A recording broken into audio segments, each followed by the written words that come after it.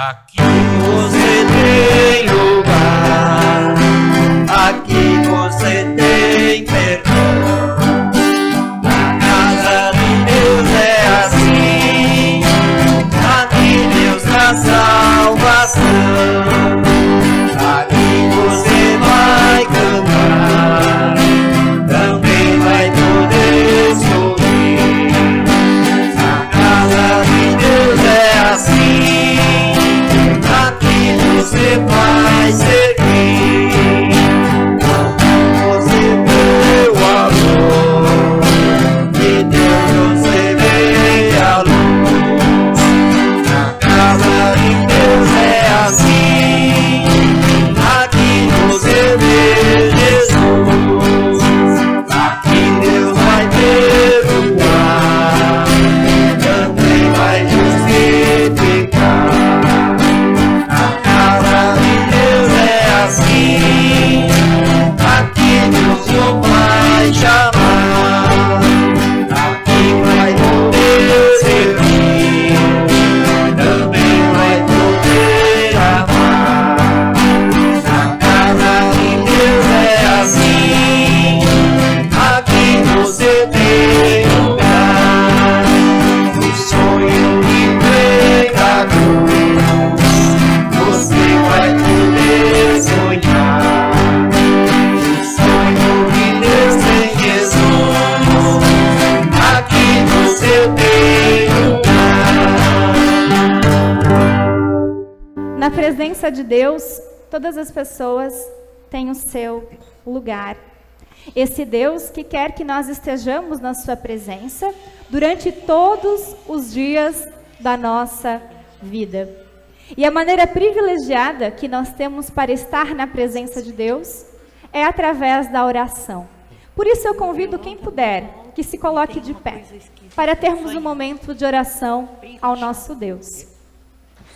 Deus de amor e de bondade, nós como salmista pedimos: alimenta-nos com a tua palavra pela manhã, para que possamos ficar satisfeitos e satisfeitas durante todo o dia. E também que a tua palavra seja para nós nutrir a nossa esperança, a nossa fé, também durante todos os dias dessa semana que inicia.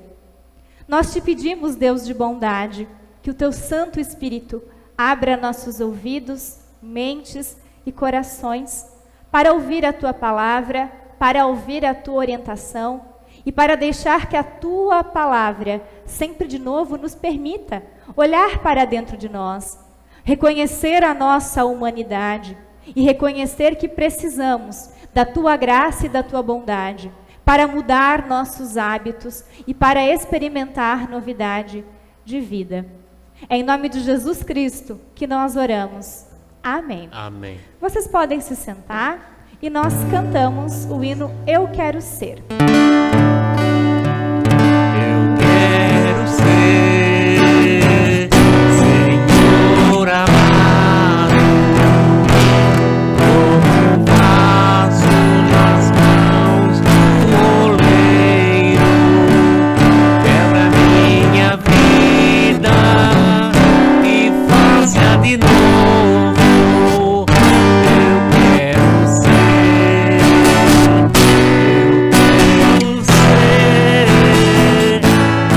vaso.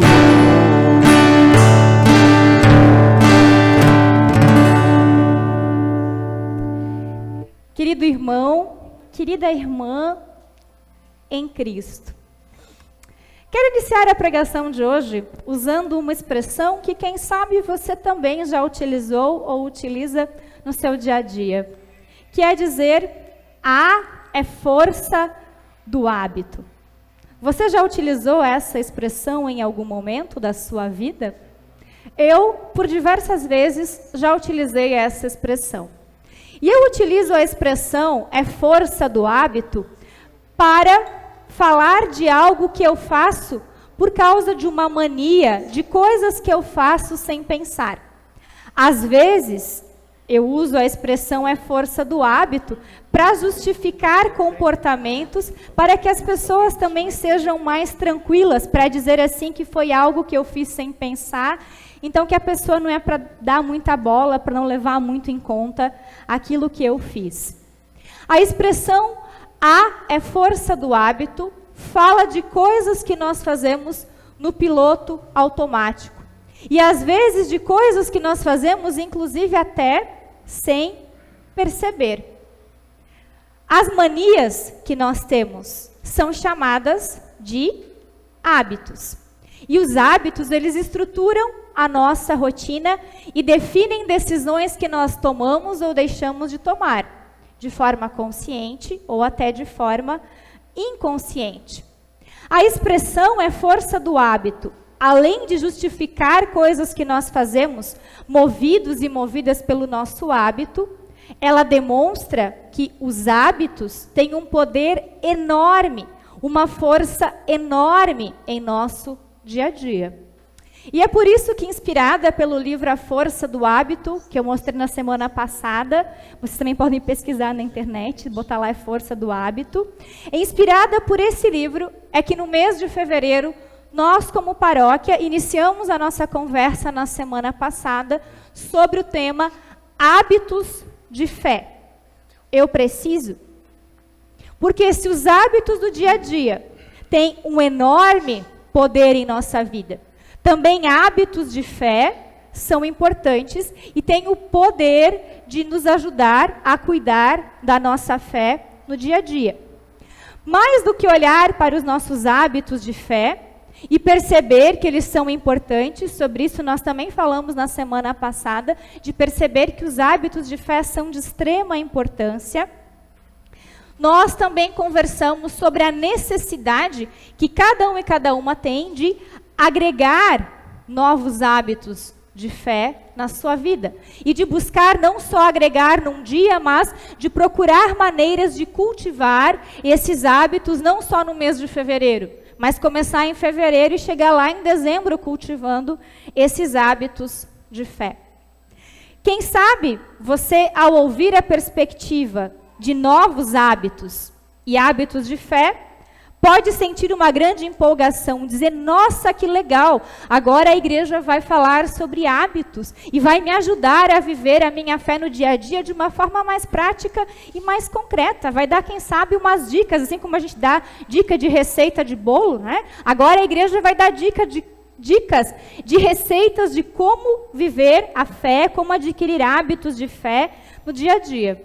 E isso gera em nós, quem sabe, uma grande empolgação. Até porque nós, seres humanos, adoramos novidades. E até porque novidade e mudança é a palavra do momento que nós vivemos. Está em alta, está em moda. Está tão em alta a palavra mudança e novidade, que nós até fazemos o seguinte, nós pegamos coisas antigas, damos uma nova roupagem e dizemos que aquilo é novidade. Por exemplo, o que é o podcast, se não nossos antigos programas de rádio? O que são as regravações dos filmes que eu assistia quando eu era criança e que agora são remake e as pessoas podem assistir. E assim tantos outros exemplos de coisas que se fazia, né? A história da medicina natural. O chazinho da vovó, de novo, está em alta. E virou, né? Porque a gente pega e diz que agora isso é orgânico, que agora isso é chique. Verdura orgânica. A verdura orgânica é nada mais do que aquela verdurinha que as pessoas tinham antigamente na sua horta de casa, e que agora a gente que mora em apartamento compra na feira, ou vai lá na horta do amigo colher e pagar para colher, e acha que aquilo é o máximo. Mas isso acontece porque mudanças e novidades são a palavra do momento. Isso porque nós, seres humanos, gostamos de novidade. Queremos ser aqueles que buscam e queremos ter a cara da mudança e da novidade. Mas me chama a atenção que, apesar de nós gostarmos de coisas novas, e de a cada início de ano nós fazermos uma lista de coisas que nós iremos fazer diferente do ano que passou e das mudanças que nós vamos fazer, e de nos propor a agregar novos hábitos em nossas vidas, mudar é extremamente difícil. Passado a empolgação e quando o cotidiano volta ao normal, vamos rapidamente voltando aos nossos hábitos antigos. Em geral, enquanto a vida segue uma rotina mais leve, é fácil mantermos novos hábitos. Mas dizem as pesquisas que quando a gente passa por um momento de dificuldade, de correria, de crise, rapidamente parece que dá uma coisa na gente, que os novos hábitos vão embora, saem pela janela e pela porta, entram de novo os antigos hábitos. E isso acontece porque, apesar de mudança ser a palavra de ordem, nós, seres humanos, temos resistência à mudança. Por quê? A mudança, ela é algo que dá incerteza, que dá insegurança.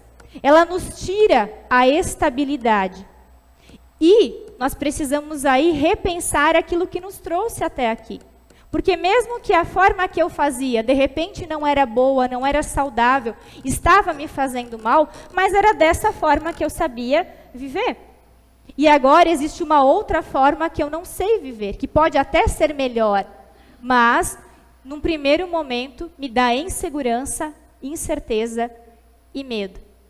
E nós percebemos isso não só nas pessoas que são jovens há mais tempo, mas também nas pessoas jovens, crianças, adolescentes e pessoas adultas jovens, que até falam em mudança, mas que quando a coisa acontece, a mudança gera uma crise, uma instabilidade enorme. E essa dificuldade que nós temos com mudanças e que a gente não pode admitir, porque a gente vive num mundo que diz que mudança é bom, que a gente tem que mudar o tempo todo, essa questão de dificuldade com mudança e esse desacomodar que ela gera, te faz criar desculpas. O que são desculpas? Justificar o porquê nós não estamos aderindo à mudança. O porquê nós não estamos aderindo a novos hábitos que nós nos propomos, ou que alguém nos disse que era bom e a gente disse, agora eu vou mudar.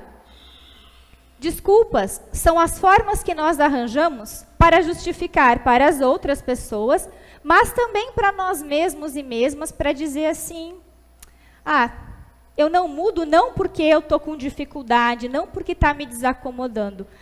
Eu não mudo porque mudar é ruim. E aí a gente começa a criar desculpas e justificativas. Quando se trata de hábitos de fé, tem algumas desculpas que até eu já usei e que talvez você também usou ou usa. Não precisa fazer assim com a cabeça para não se denunciar.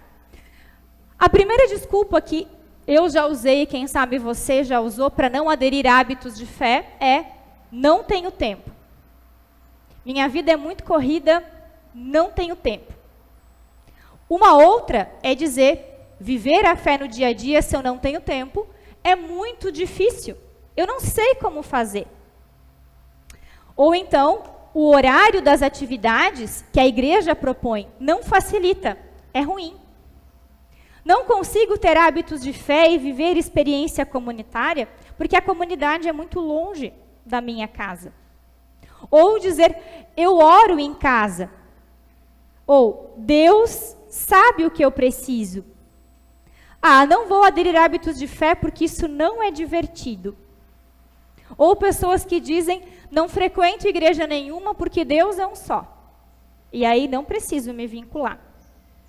Ou tem pessoas que dizem, a linguagem da Bíblia é muito antiga. E aí, o que um livro tão antigo tem para falar para mim? Ser humano pós-moderno, racional, inteligente do século 21. Ou pessoas que dizem, a leitura da Bíblia é muito difícil.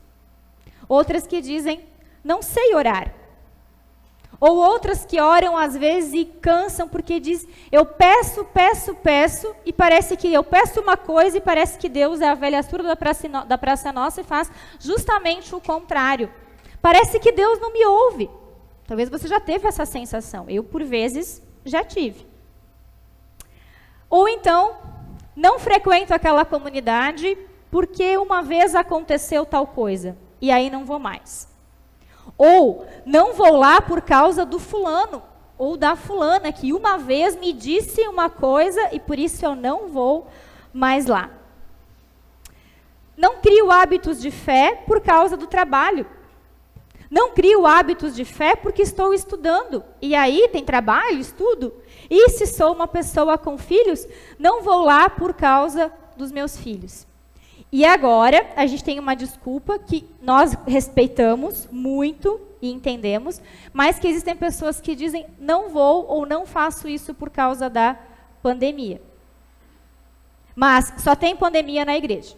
E você vê por aí nas suas fotos nas redes sociais, que estão em vários outros lugares convivendo e fazendo, mas não vem por causa da pandemia. Agora não posso, porque todo final de semana coincide que tem um evento marcado. Visita pessoas e por isso eu não posso ir. Ou tem pessoas que dizem assim, sabe, eu tenho fé. Mas aí elas entendem a fé, sabe como aquele remédio de dor de barriga, que você só toma quando a barriga está doendo, só quando você precisa? Essas e outras desculpas são que nós usamos como justificativa. Eu mesma, confesso para vocês que já usei diversas vezes. Não na comunidade, mas para mim mesma, para convencer e dizer, tá tudo bem que você não está agregando novos hábitos, tá tudo bem que você está funcionando no piloto automático e a fé está ficando de lado. Nós usamos essas desculpas como justificativa, motivo e razão para não agregarmos hábitos de fé. E com isso, por consequência, se nós não temos hábitos de fé, a fé passa a ser algo que não está dentro da nossa rotina.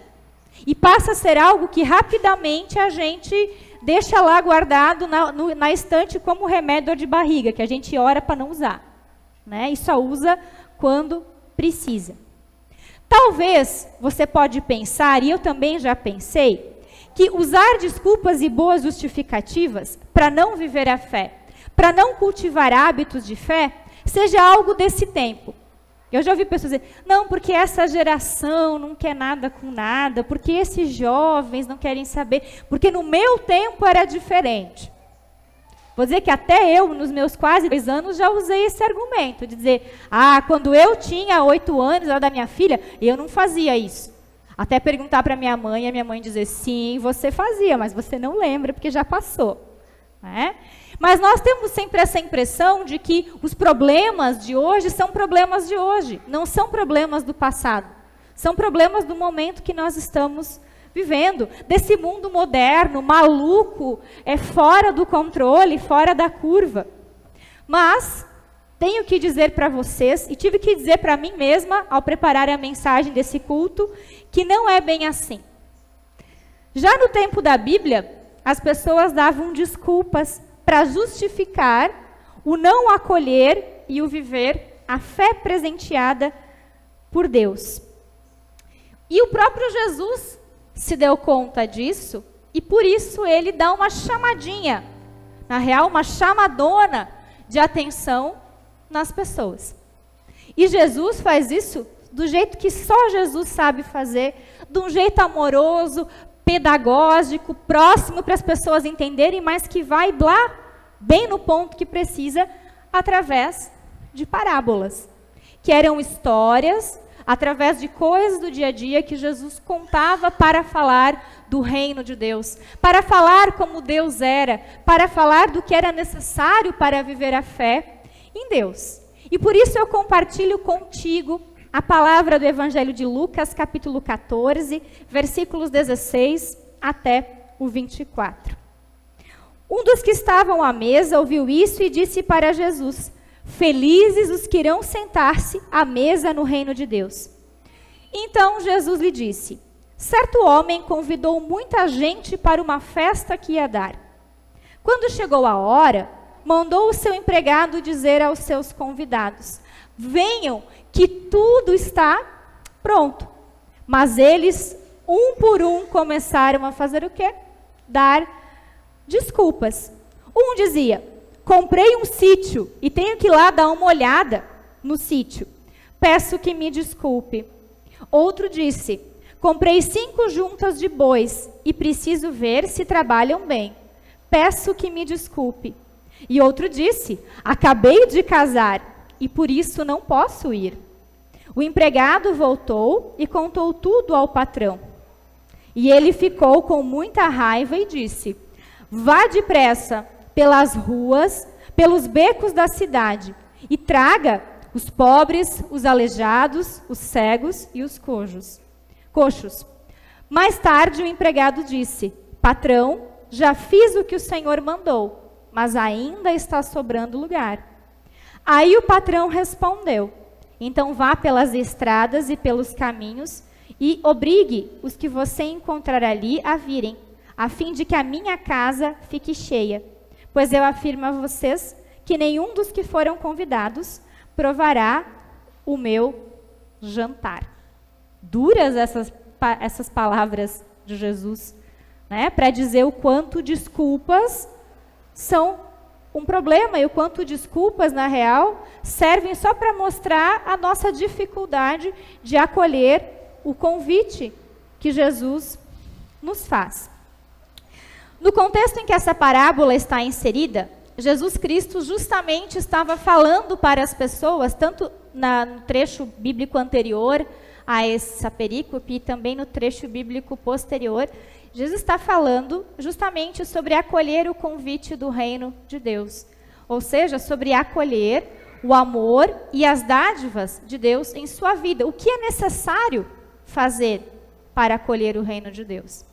E é claro que Jesus vai dizer que o reino de Deus tem dádivas, mas também tem compromisso. Não é só ir na festa do jantar e aproveitar, mas isso também exige um compromisso. E aí talvez chegou na hora do compromisso que as pessoas arranjaram uma outra desculpa para não assumir o compromisso. Jesus compara o reino de Deus a uma grande festa do qual as pessoas são convidadas a participar. Para acolher esse convite, Deus nos presenteia com a fé. Mas a fé não é um remedinho para dor de barriga que a gente usa de vez em quando. A fé precisa ser vivida todos os dias. Porque a fé que Deus nos presenteia é aquilo que permite que Deus se vincule conosco, que Deus crie conosco um elo. Porque Deus quer ter uma relação próxima conosco. Deus quer todos os dias nos alimentar com a sua palavra para que nós fiquemos satisfeitos. Porque também a gente não come só quando a barriga dói, de fome. A gente não come só uma vez por dia. A gente não come só uma vez por semana. Nós comemos todos os dias. E é recomendado comer 6 vezes por dia. Ou seja, é necessário que nós nos alimentemos da presença de Deus todos os dias, e não só uma vez por dia, para que Deus tenha proximidade conosco e nós tenhamos proximidade e intimidade com Deus. Porém, a própria parábola demonstra, Deus nos convida, Deus propõe a sua presença. Porém, mesmo que Deus queira viver bem perto de mim, bem perto de ti, existe algo que às vezes trava, que às vezes bloqueia, e que faz com que Deus dá um passo na nossa direção e a gente dá um passo para trás. Deus vem para abraçar e a gente põe os braços e ainda sai correndinho para que Deus não nos alcance. E isso tem a ver com algo que nós chamamos de pecado. Pecado é o desejo que o ser humano tem de viver sem Deus, de ser maior do que Deus e de ser dono da sua vida. O pecado é a limitação humana que nós experimentamos. É o pecado que nos faz arranjar desculpas e justificativas muito boas para não cultivarmos hábitos de fé, mesmo que a nossa vontade, que a gente expresse o desejo.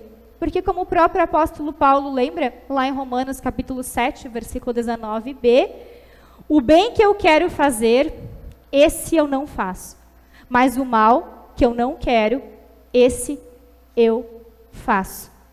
Porque tudo isso é resultado do pecado que habita em mim que habita em ti, que habita em nós. Dar desculpas para não viver a fé, para não agregar hábitos de fé, faz parte da realidade humana. A gente poderia dizer, pecar é força do hábito. Faz parte. A questão é que essas desculpas que nós damos, que eu dou, que você dá, te impedem de viver a fé e de acolher a presença de Deus. Deus não deixa de estar presente, mas nós passamos a ter dificuldade de perceber a presença de Deus. Faz com que tenhamos dificuldade de acolher o seu amor, as suas dádivas e também a orientação que Deus dá para a nossa vida. A dificuldade de acolher e de dar desculpas faz com que nós fiquemos estagnados e paralisados. Faz com que nós tenhamos muitas dificuldades de lidar com mudanças. Mudanças fazem sim parte da nossa vida. Nós não somos mais os mesmos hoje que éramos ontem. Nós não nos banhamos mais nas águas do mesmo rio, porque nós não somos os mesmos e aquelas águas do rio também não são as mesmas, porque o rio não corre para trás, ele corre para frente. Mas dar desculpas faz com que a gente fique estagnado e seja empurrado pelas mudanças. E se você vai caminhar, é muito melhor. Agora, se você está parado e alguém te empurra, é bem mais violento, porque a mudança pode fazer isso. Você pode aprender a andar no ritmo dela e lidar com ela, ou você vai ser empurrado por ela. E aí, isso gera na gente muito sofrimento. O ficar estagnado também cria em nós uma sensação de negação. Eu não preciso de hábitos de fé. Não é importante, não é necessário. Uma vez por ano é o suficiente. Só quando eu preciso, está tudo bem. Isso aí que a pastora está falando, não concordo. Não tem a ver comigo. E aí a gente vai ter dificuldade de conversar sobre isso. E a dificuldade de conversar faz com que a gente continue estagnado, estagnada, e não consiga acompanhar e viver a fé no dia a dia. Dar desculpas também nos faz sempre culpar o outro. É culpa do fulano, da comunidade, de Deus, da família, do trabalho. Sempre tem alguém que é responsável. Eu não, mas o outro. Sempre tem alguém que leva a responsabilidade pelo fato de eu não cultivar hábitos de fé. E a falta de hábitos de fé vai fazer com que a gente deixe de perceber a fé como algo essencial, necessária e importante para a vida. Ela faz com que se busque a fé de vez em quando precisa, ou ela faz com que fé seja uma experiência. E eu percebo muito isso. As pessoas, elas buscam experiências de fé. Assim como eu busco comer um bolo de chocolate maravilhoso que me dá uma experiência de saciedade, eu também quero uma experiência de fé, que seja avassaladora, que seja emocionante, que seja extasiante e grandiosa. Sim, tem momentos que são necessários e a gente não pode perder do horizonte que existem momentos que eu preciso ter uma experiência que vem lá do fundo e que me move.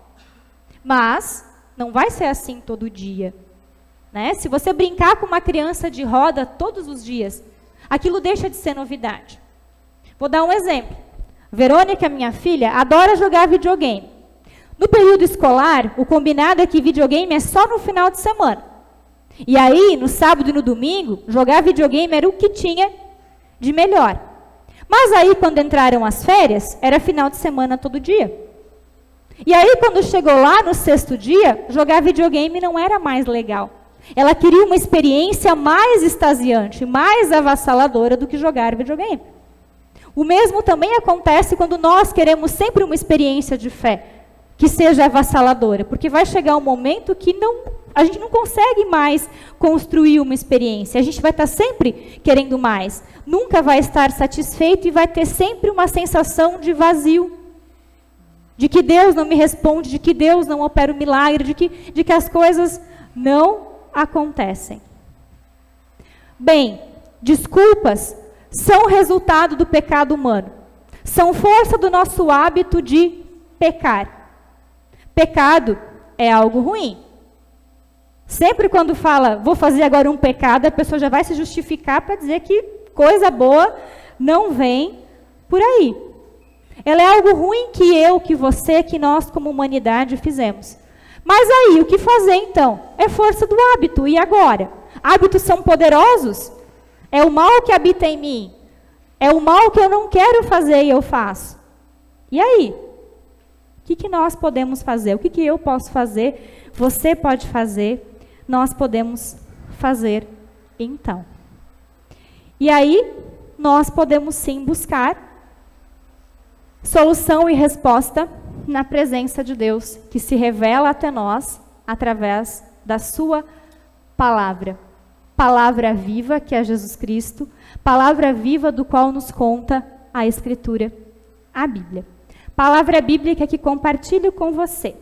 Palavra do Salmo 139, versículos 23 e 24, e palavra bíblica de Filipenses, capítulo 4 e versículo 13. E inicio por Filipenses 4, versículo 13, que diz o seguinte: com a força que Cristo me dá, posso enfrentar qualquer situação. Com a força que Cristo me dá, posso enfrentar qualquer situação. E a palavra bíblica do Salmo 139, versículos 23 e 24. Ó Deus, examina-me e conhece o meu coração. Prova-me e conhece os meus pensamentos.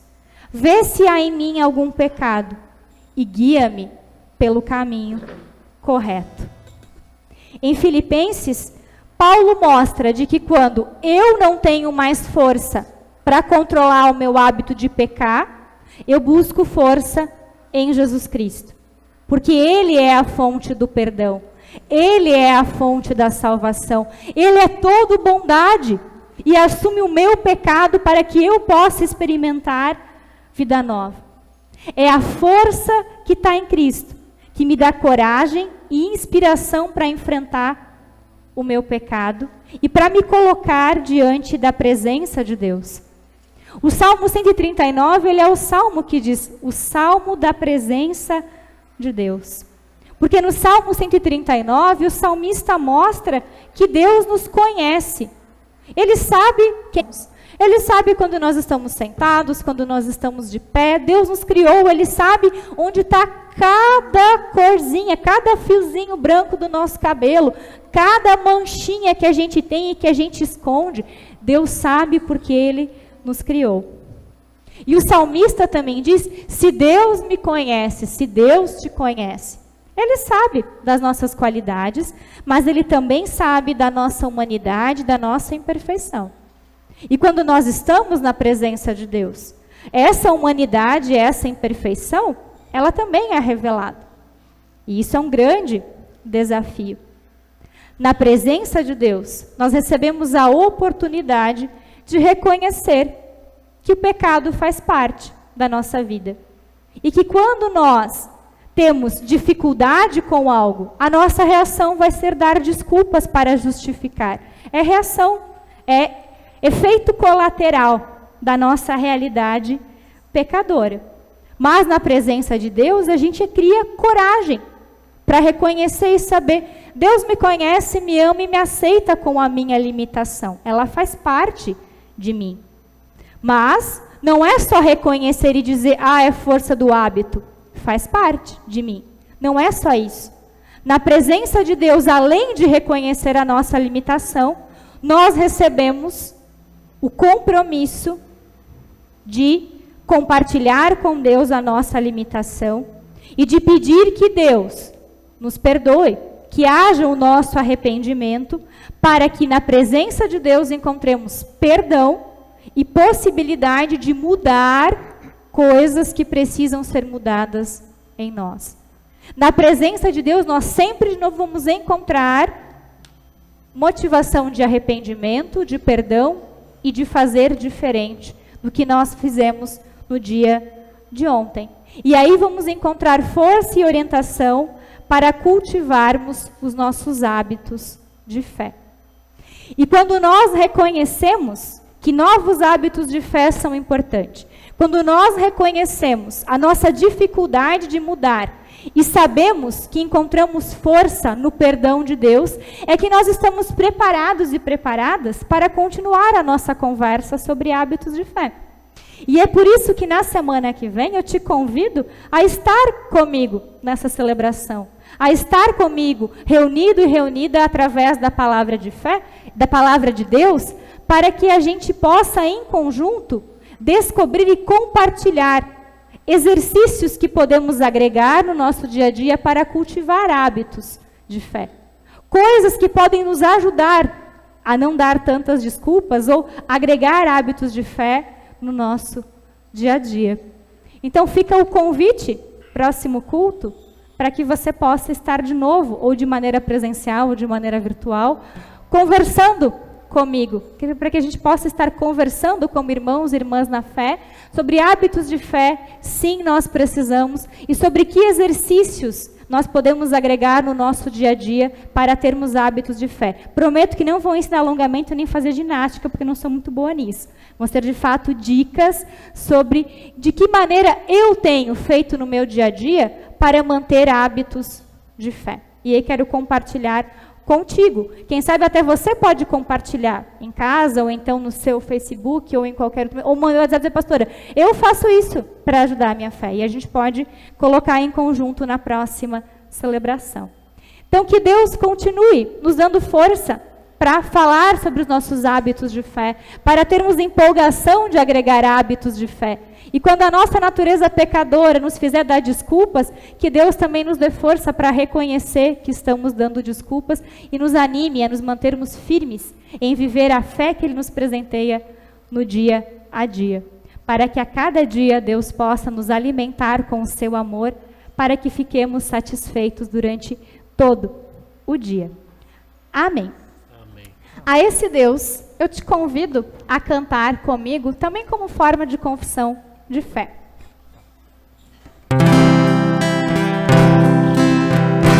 Bendirei ao Senhor e todo tempo, em meus lábios o louvor sempre estará. Minha alma no Senhor se gloriará, ouvirão se alegrarão, engrandecer o Senhor no ouvir, exaltemos a uma o seu nome, os dias em que me escutou, e de todos os temores me livrou. Busquei um Senhor que me escutou e de todos os temores me livrou. Deus quer nos ouvir. Deus quer que nós compartilhemos com Ele tudo o que nós temos, que somos. Também nossas angústias, temores, preocupações e intercessões. E mesmo que nós, quem sabe, estejamos num momento bom de vida, estejamos felizes, sempre existem situações que não estão bem. Sempre existem pessoas, momentos, coisas em nós que nós queremos compartilhar com Deus. Por isso eu te convido a ficar de pé, para que nós tenhamos um momento de oração, de intercessão. Oremos. Deus de amor e de bondade, nós bendizemos o Teu nome em todo tempo, engrandecemos a Tua presença, porque o Teu amor por nós é enorme, porque Tu és sempre conosco, e porque em Ti encontramos novas forças para viver e para acolher cada novo dia que Tu nos presenteia, para acolher o dia com suas belezas, com suas dádivas, mas também com seus desafios, dores e sofrimentos. Te agradecemos porque, além de nos fortalecer, Tu és colo que acolhe, olhar que acalma, Tu és um Deus que nos abraça e que caminha conosco, e que nos carrega em Teus braços quando nós nos sentimos cansados, cansadas, desanimados, desanimadas, entristecidos e entristecidas. E é nessa confiança que nós nos colocamos diante de Ti em oração. Deus de amor e de bondade, nós intercedemos a Ti, pelas autoridades que nos governam, pelas pessoas médicas, pelas pessoas cientistas, pelos laboratórios que produzem a vacina. Te pedimos que todos e todas possam se unir para que o mais rápido possível as pessoas possam ser vacinadas e encontrar perspectiva da vida melhorar, se tornar mais estável e mais segura, para que de fato a pandemia de Covid seja controlada. Te pedimos também que as pessoas que nos governam possam governar com justiça, com sabedoria e preocupadas com o bem-estar da Tua criação.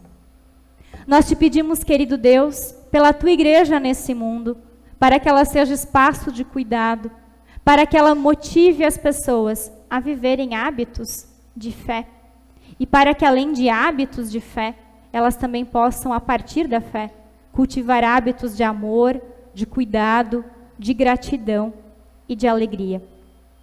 Te pedimos, querido Deus, de maneira muito, muito especial, por todas as pessoas que sofrem, vítimas do luto, vítimas da solidão, da tristeza, do preconceito, do desemprego, da falta de sentido de vida, do desânimo e do cansaço. E te pedimos de maneira muito especial por todas as pessoas que se encontram doentes, de maneira especial pelo Casimiro, pela Fernanda, pela Cláudia. Te pedimos, querido Deus, que Tu possas conceder a elas a resposta do tratamento que estão fazendo, para que possam, o mais rápido possível, voltar para o convívio com a sua família. Te pedimos também pelas famílias dessas pessoas, que colocam em Ti a pessoa amada e esperam a Tua resposta com ansiedade e também com angústia. E que também nós, unidos e unidas em oração, possamos ser a voz que ecoa como súplica, como pedido da Tua compaixão, da Tua misericórdia e do Teu cuidado. Nós também compartilhamos contigo, querido Deus, tudo aquilo que nós trazemos em nossos corações. Alegrias, dádivas, sonhos, conquistas, expectativas, mas também compartilhamos contigo nossas frustrações, nossas dores, nossos sofrimentos, nossos pecados, nossas mágoas, nossa culpa, nossa angústia.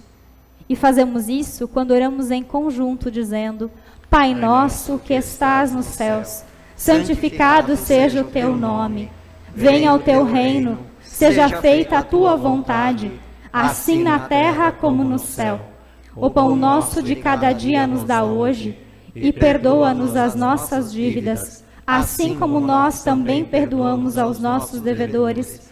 E não nos deixes cair em tentação, mas livra-nos do mal, pois Teu é o reino, o poder e a glória para sempre. Amém. Eu convido a comunidade a se sentar. E nós estamos quase chegando ao final da celebração de hoje.